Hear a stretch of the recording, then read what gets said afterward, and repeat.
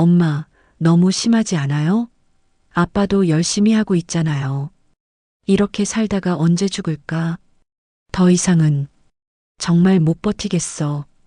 한 여자가 24년간 짊어진 무거운 십자가.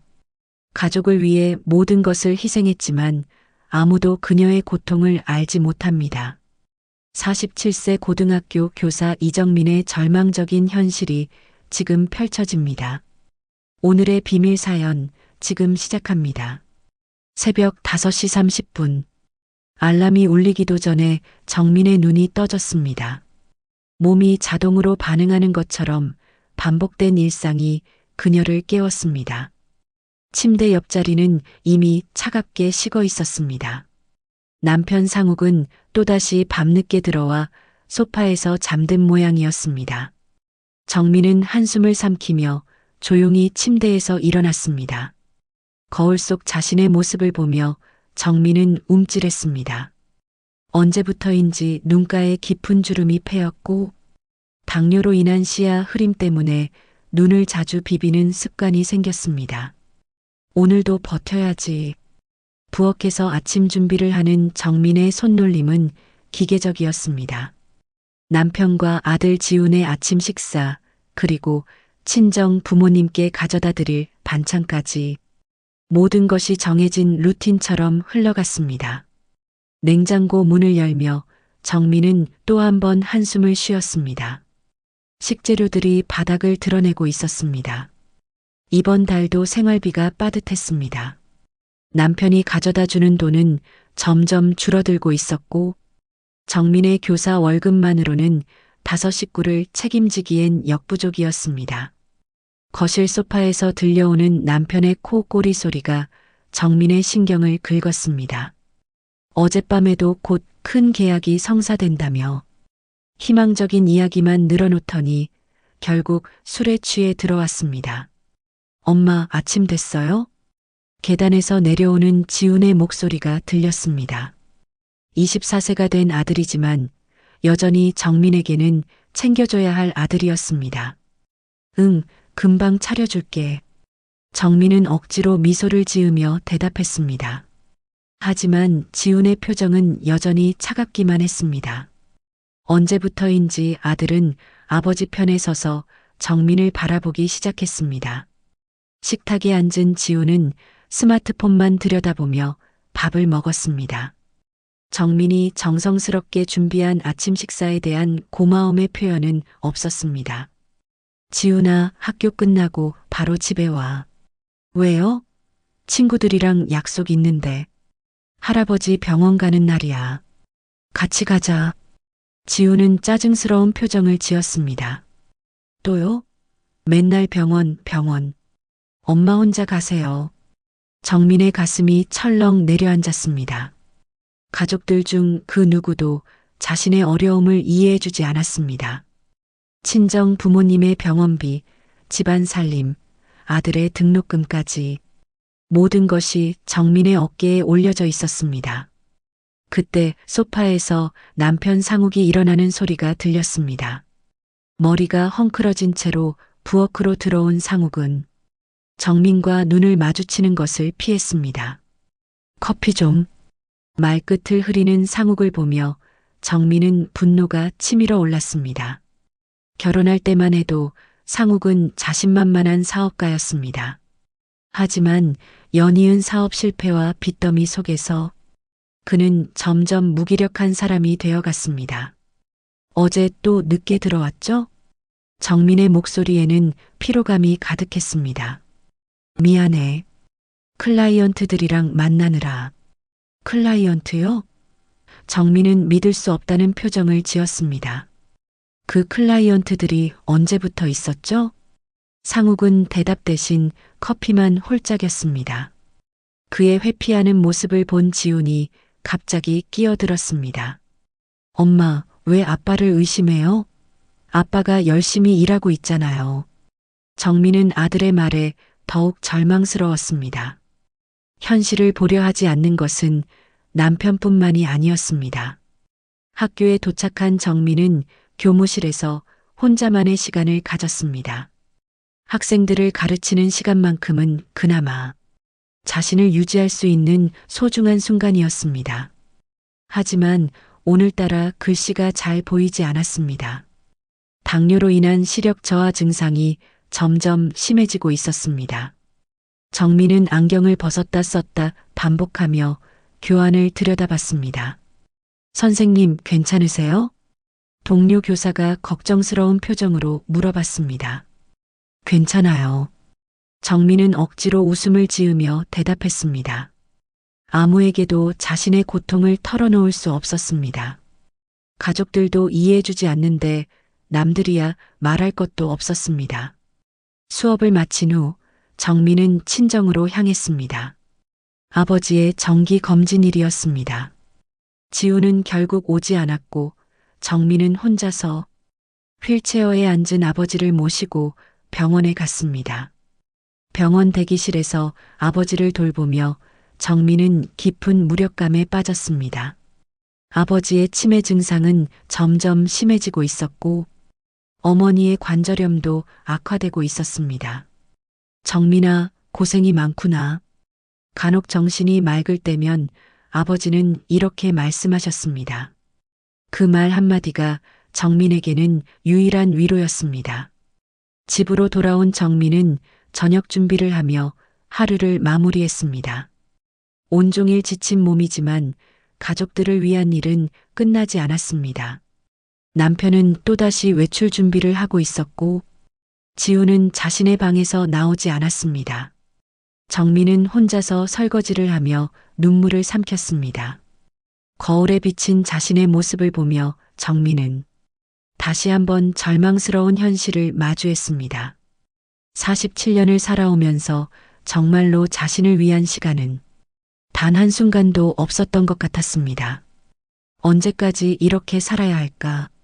정민의 독백이 조용한 부엌에 울려 퍼졌습니다. 하지만 아무도 그 말을 들어주지 않았습니다. 내일도 모레도 똑같은 하루가 그녀를 기다리고 있을 뿐이었습니다. 그런데 정민은 아직 모르고 있었습니다. 곧 그녀의 인생을 완전히 뒤바꿀 충격적인 진실이 기다리고 있다는 것을요. 정민은 우편함에서 꺼낸 은행 봉투들을 식탁 위에 늘어놓고 있었습니다. 매달 이맘때면 도착하는 각종 고지서들이었지만 오늘따라 봉투들이 유난히 많아 보였습니다. 한 장씩 뜯어보던 정민의 손끝이 미세하게 떨리기 시작했습니다. 신용카드 명세서, 대출이자 안내문, 그리고 낯선 은행 로고가 적힌 봉투. 이건 뭐지?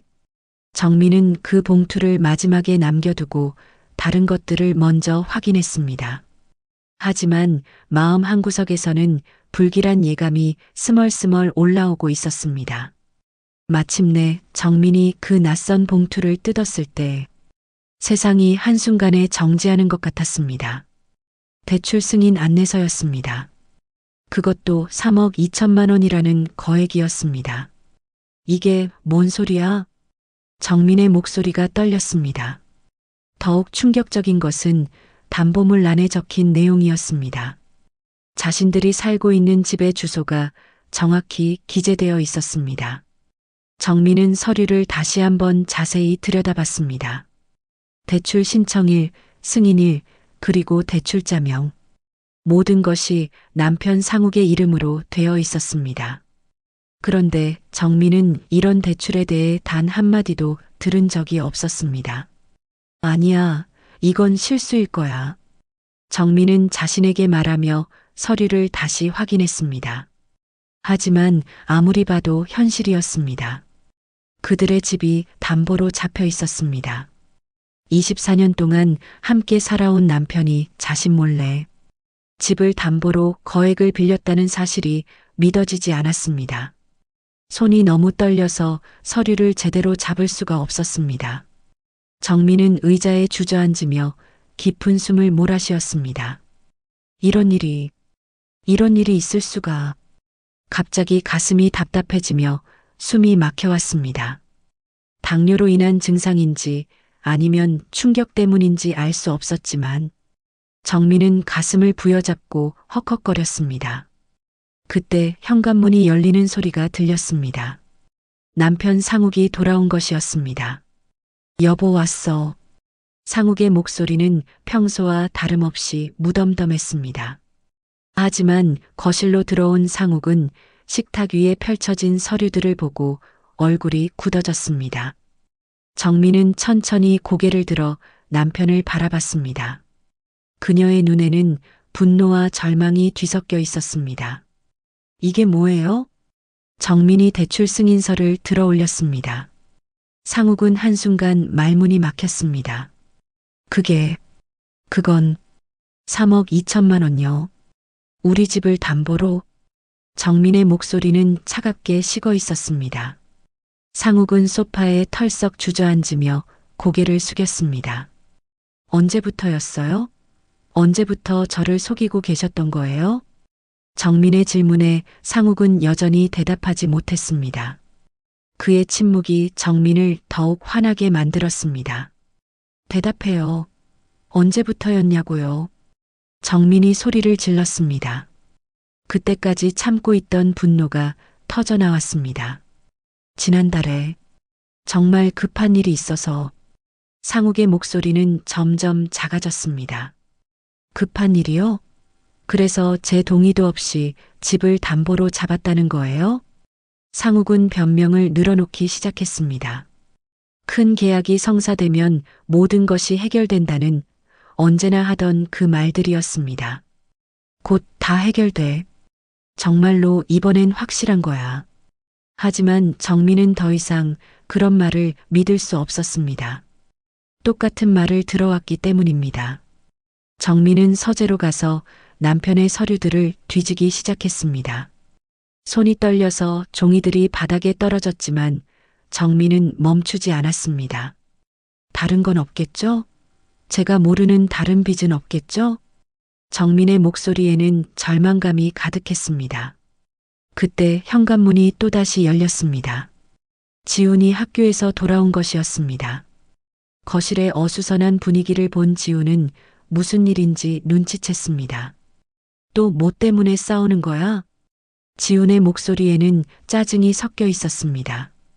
최근 들어 부모의 다툼이 잦아지는 것을 지켜보며 지훈도 지쳐 있었습니다. 지훈아, 너는 몰라도 돼. 정민이 말했지만 지훈은 이미 상황을 파악하고 있었습니다. 엄마, 또 돈 때문이지? 왜 맨날 아빠를 몰아세워요? 지훈의 말에 정민은 더욱 절망스러웠습니다.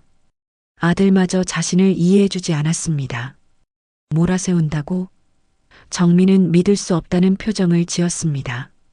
지훈아, 아빠가 우리 집을 담보로 3억을 빌렸어. 내 동의도 없이. 하지만 지훈은 여전히 아버지 편에 섰습니다. 그러면 이유가 있었겠죠. 아빠가 괜히 그런 일을 했을 리 없잖아요. 정민은 아들의 말에 가슴이 무너져 내리는 것을 느꼈습니다. 가족들 중 그 누구도 자신의 편이 되어주지 않았습니다. 상욱은 아들이 자신을 옹호하는 것을 보며 조금 안도하는 표정을 지었습니다. 지훈이 말이 맞아. 아빠가 다 계획이 있어서 한 일이야. 정민은 더 이상 참을 수 없었습니다. 그동안 쌓였던 분노와 좌절감이 한꺼번에 터져나왔습니다. 계획이요? 20년 동안 맨날 계획만 있었어요. 그 결과가 뭐예요? 빚더미 아니에요? 정민의 목소리가 떨렸습니다. 하지만 상욱과 지훈은 여전히 그녀를 이해하려 하지 않았습니다. 엄마, 너무 심하지 않아요?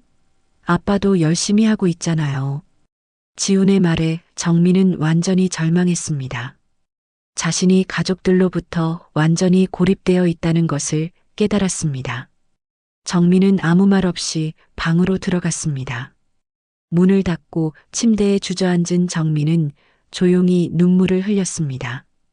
깊은 밤 정민은 침실불을 끄고 남편이 잠든 것을 확인한 후 조용히 서재로 향했습니다.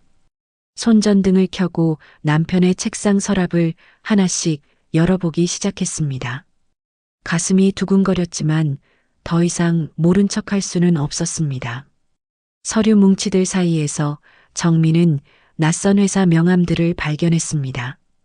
대성건설, 한일종합상사, 신화무역. 들어본 적 없는 회사들이었습니다. 명함 뒷면에는 상욱의 메모가 적혀 있었습니다. 김 사장, 3억 약속, 이 대표, 보증 확인 필요. 정민의 손끝이 차갑게 식었습니다. 이것들은 대체 무엇을 의미하는 걸까요? 정민은 더 깊숙이 서랍을 뒤져보았습니다. 그러다 낡은 수첩 하나를 발견했습니다. 상욱의 필체로 빼곡히 적힌 내용들이 정민의 눈에 들어왔습니다. 2020년 3월 김재호와 계약금 선입금 1억 5천.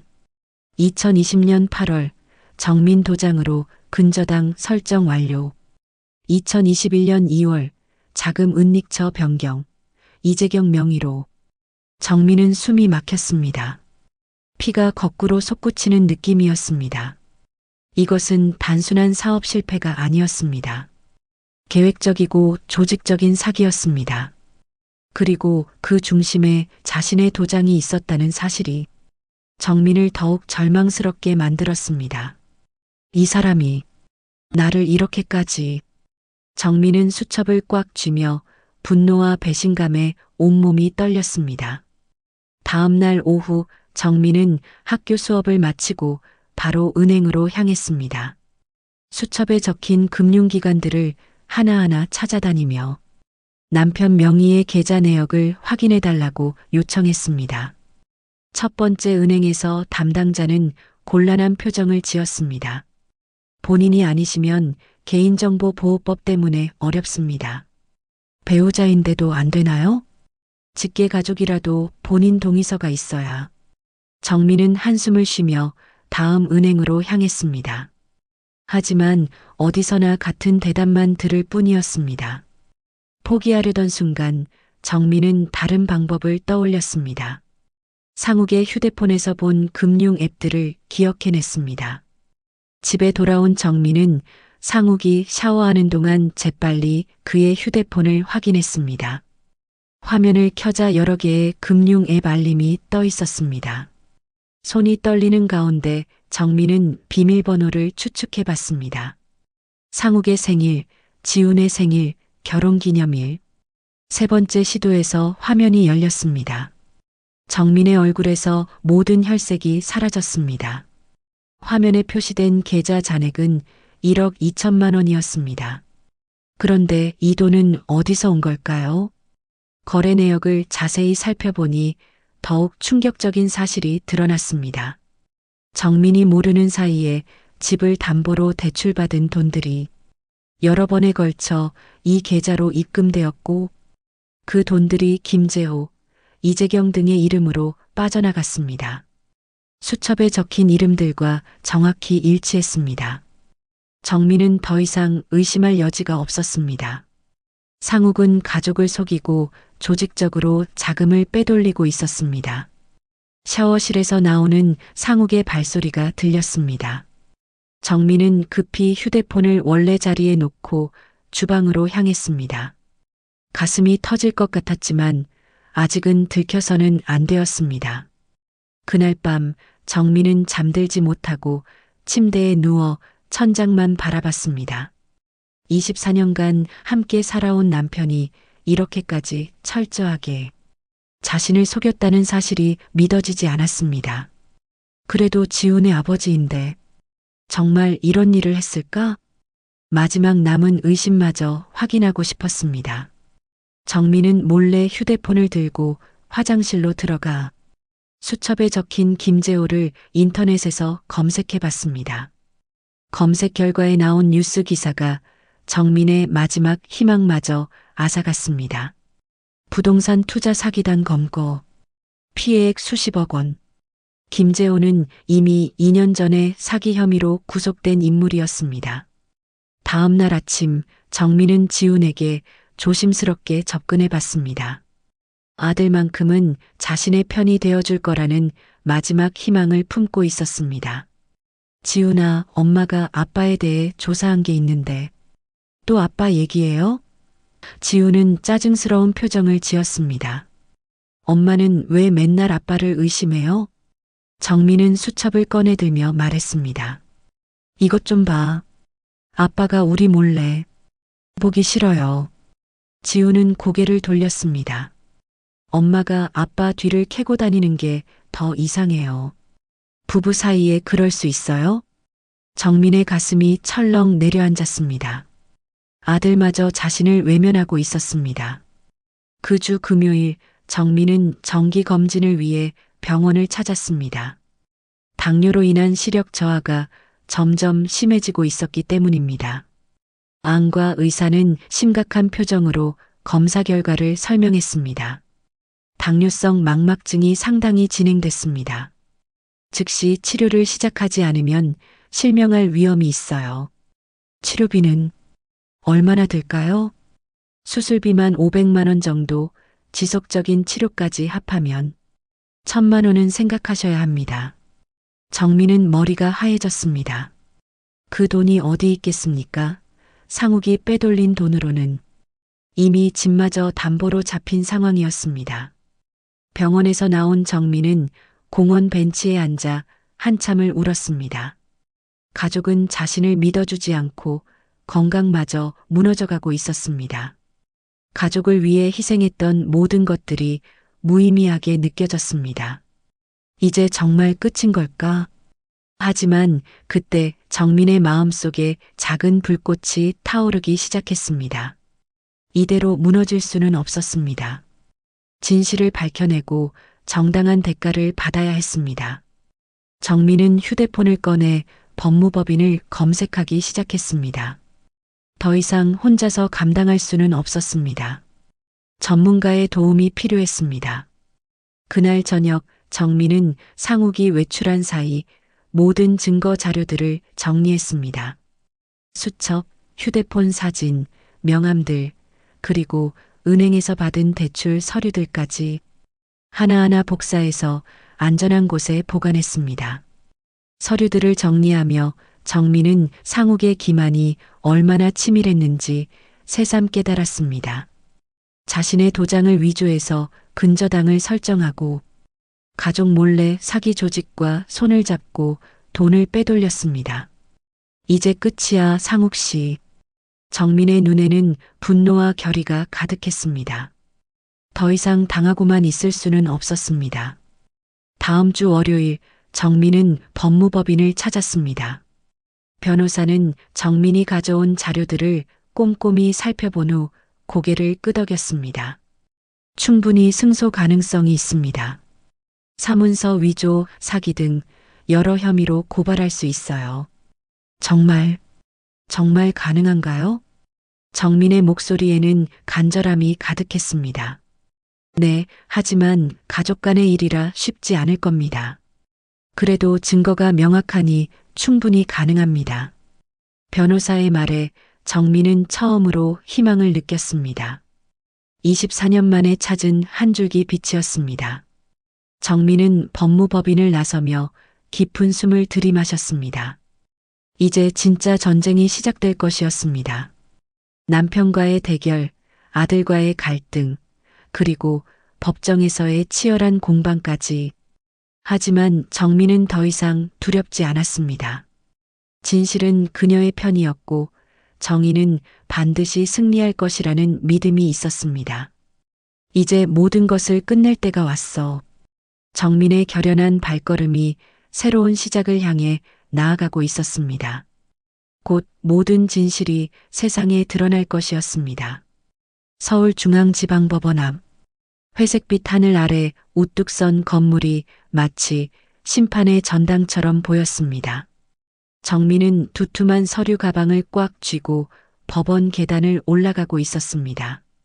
지난 몇 주간 수집한 모든 증거들이 그 가방 안에 들어 있었습니다.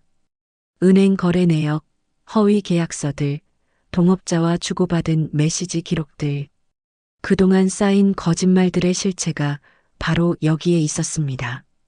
정민의 발걸음은 무거웠지만 확고했습니다. 더 이상 뒤돌아갈 수는 없었습니다. 이미 경찰 조사가 시작되었고 검찰에서도 본격적인 수사에 착수한 상태였습니다. 드디어 이 순간이 왔구나.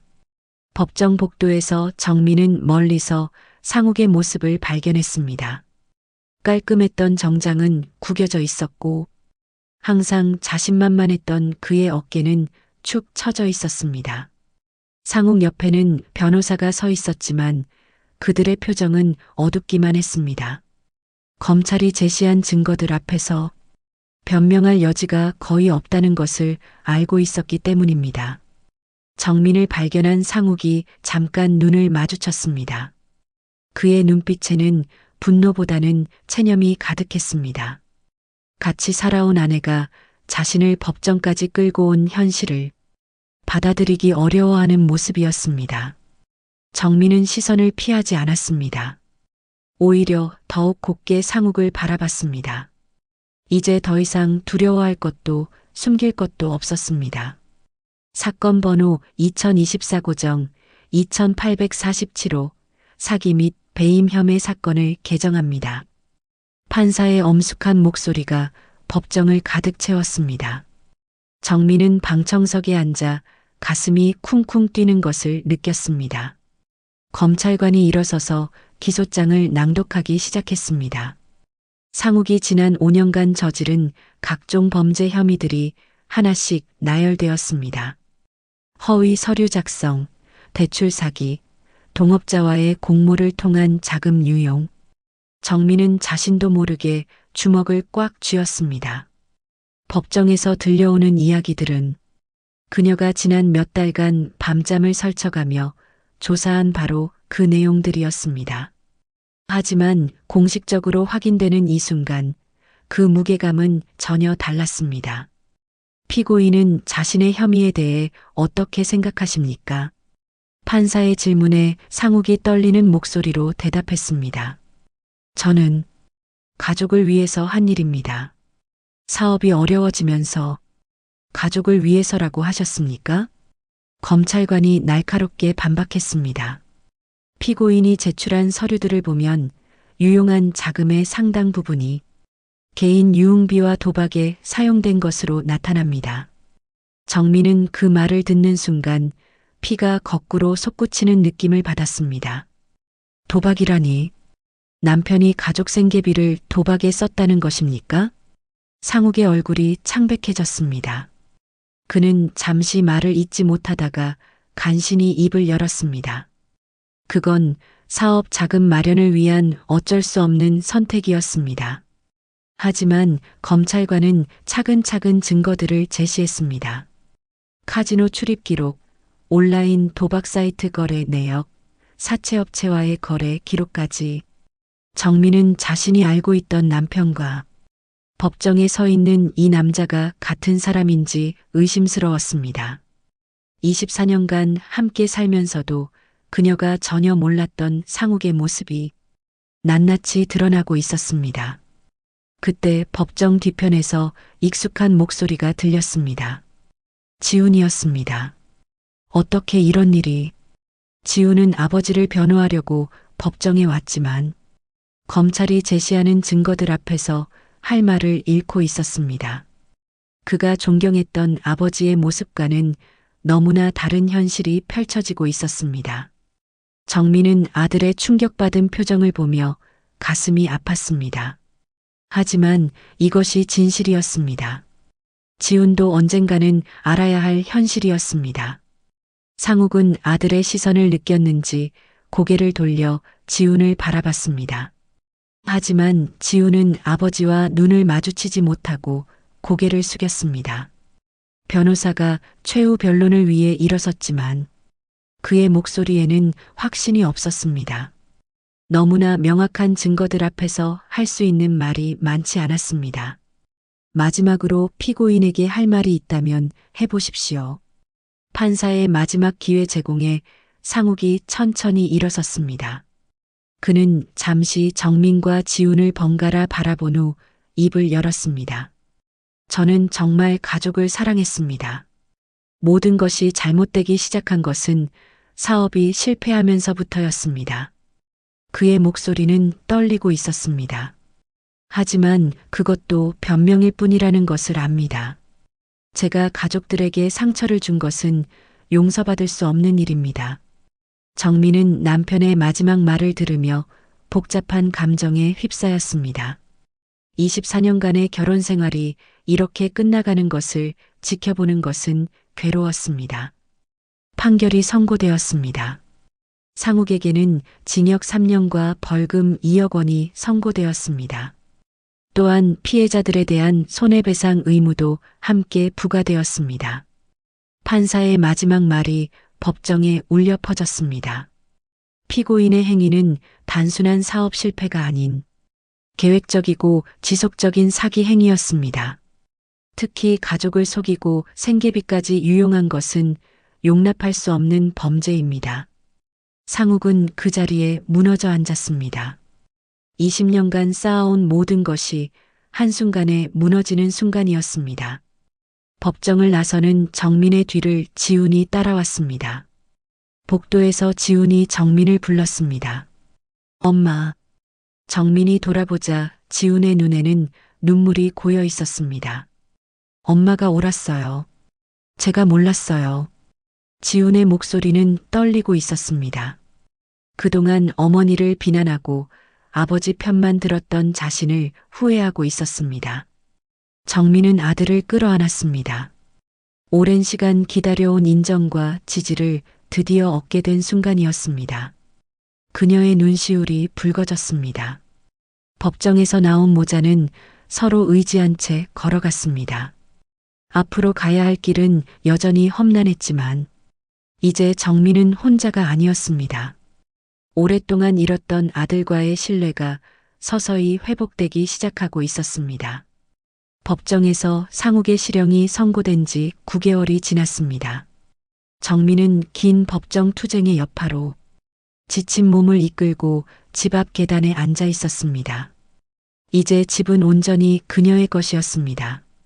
은행과의 협상을 통해 담보대출 문제도 정리되었고 상욱이 숨겨두었던 은닉 자산으로 빚의 상당 부분을 해결할 수 있었습니다. 하지만 무엇보다 값진 것은 정민 자신이 되찾은 자유와 존엄이었습니다. 가을 햇살이 정민의 어깨를 따스하게 감싸고 있었습니다.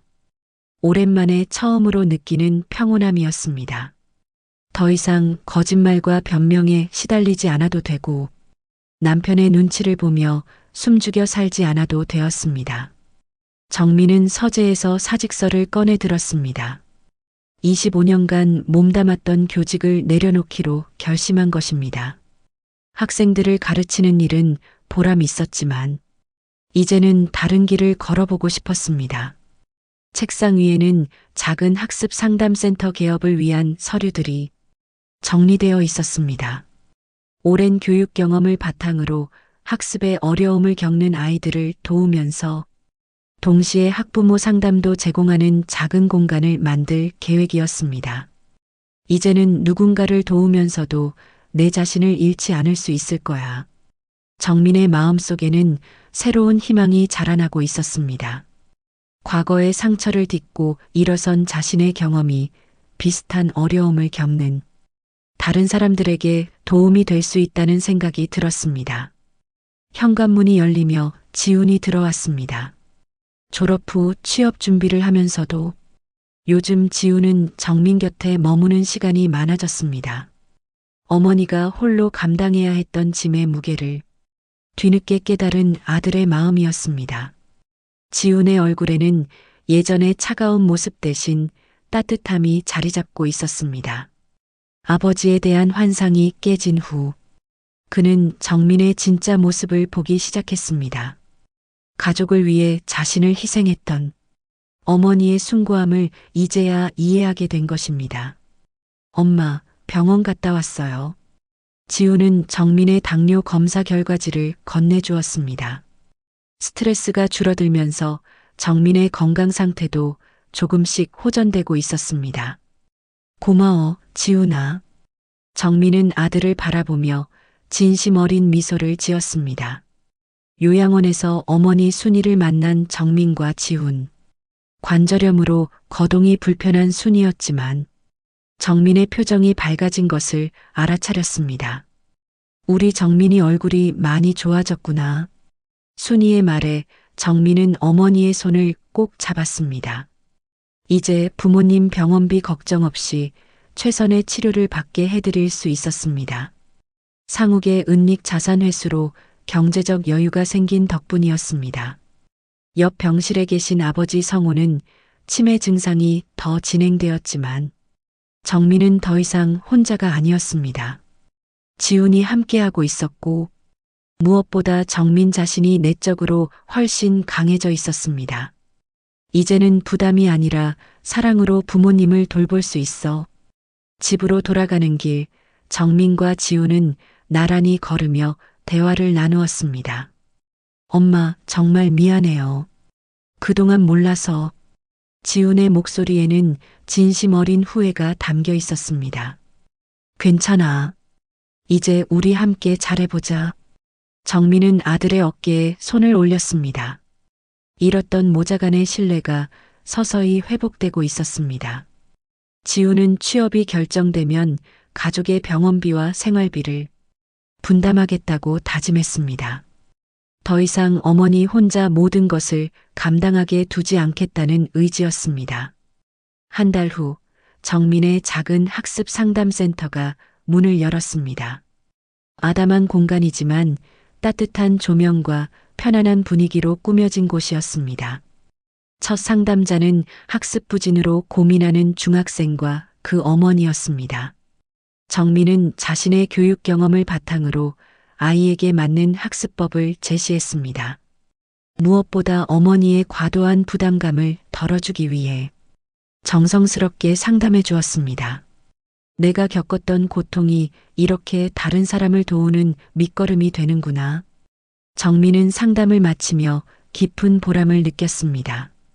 과거의 상처가 이제는 치유의 도구가 되어 다른 사람들에게 희망을 전해주고 있었습니다. 저녁, 정민은 집에서 지훈과 함께 조용한 식사를 했습니다.